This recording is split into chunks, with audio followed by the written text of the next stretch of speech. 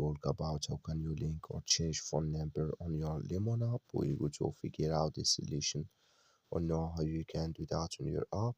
So you just follow these ways, then it's going to work with you. So all you have to do, just go down here, click in this line down here.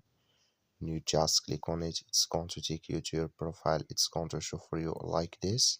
Then all you have to do now, just go here above this sign, click on it. When you just click on it, it's going to take you to this list.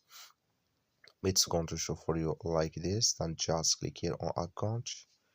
So then you come to next CPU, click here on link or change phone number. Then it's going to take you to this list. Then here enter your phone number here. Then here you click on set verification code. Then it's going to you're going to take your verification code. Then you enter it. Then it's going to add with you. That's all you have to do. Thank you for watching. Don't forget to support us by liking and subscribe.